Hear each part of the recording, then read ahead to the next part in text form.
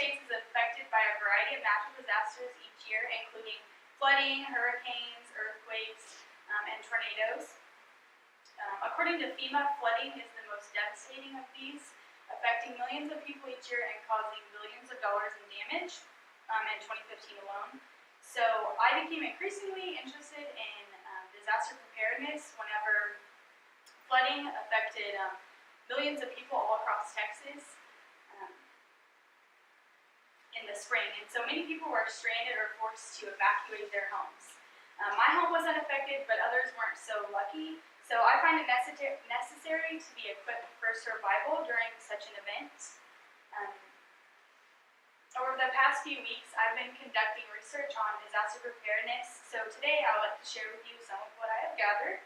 Disasters can affect any one of us at any time, so it's important to be prepared. I want to teach you how to construct the disaster preparedness kit, including basic survival supplies, helpful items, and supplies for unique family needs. So basic survival includes enough food, water, and shelters to sustain you and your family for about 72 hours. Each individual in your home is going to need enough water for drinking and sanitation purposes. So the Center for Disease Control and Prevention suggests that each person have about 1 gallon of water per day. So if you have a family of 4, that's going to be 12 gallons of water you're going to need in your disaster preparedness kit, and you want to keep that in sealable containers such as this one. Extra water for nursing mothers, sick individuals, or if you live in a hot climate such as we do here in Texas, you're going to need extra water, so you have to account for that. Food is going to be another necessity in the event that you can't make it to the grocery store. So non-perishable food items that require little to no preparation or water are going to be your most reliable options. This can include canned food items, fruits, vegetables, peanut butter, crackers, dried fruit, things of that nature. And then make sure you check for the expiration dates. You want to keep all of your food up to date. Don't forget your can opener to open your canned goods and your utensils such as plastic silverware, plates, and paper towels. And then finally, you may need to shelter yourself from the storm. So you will need proper clothing for different seasons or events. If it's winter, you're going to want enough blankets and jackets for everybody in your family to stay warm.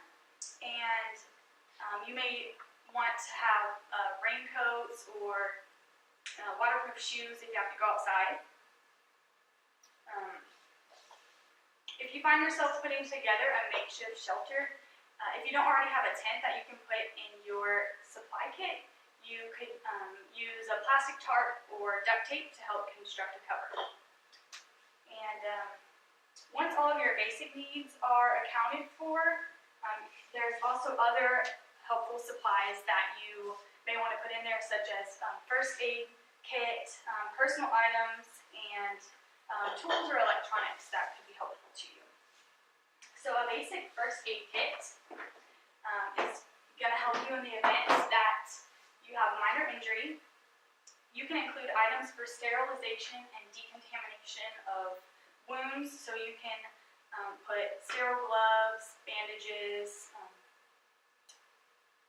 antibiotic ointment, antibiotic towelettes, things like that in your first aid kit. And you can also include medications, so that's going to be prescribed medications that you want to keep up to date, and also over-the-counter medications that you choose to use, such as antidiarrheals, anti-inflammatories, antacids, whatever you use normally on a daily basis.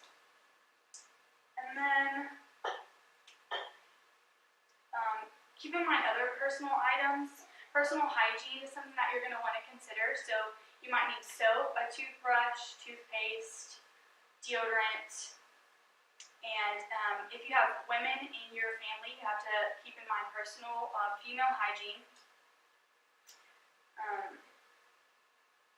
Other personal items that you may want to keep on hand could include important documents, insurance information, extra sets of keys, or cash.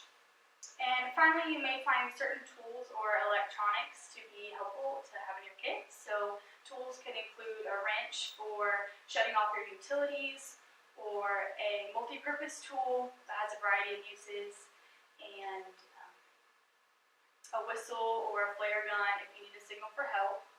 Helpful electronics could be your cell phone, chargers, portable chargers, flashlights, extra batteries, or maybe a radio, a wireless radio to listen for weather updates.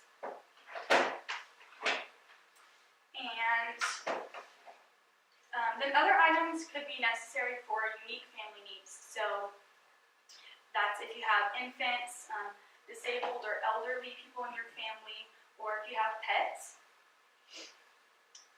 If your family includes infants, you're going to want to keep diapers that are the appropriate size, formula, bottles, and baby wipes, baby ointment, everything that you need for your child. Disabled or elderly family members may require denture care supplies, visual and hearing aid supplies. They might have oxygen or other medical equipment that you need to keep on hand. And then also, finally, don't forget your pets, because they're going to need to have their supplies as well. So keep your dog food, cat food, litter boxes, leashes, everything to keep them comfortable during the event of a disaster. And then whenever you have all of your supplies, make sure you keep them in a sealed container where they're easily accessible for you. And that's how you make a disaster preparedness kit, including your basic survival needs, your helpful items, and the unique needs that you may have for people in your family. So next time a disaster strikes, maybe you can be more prepared.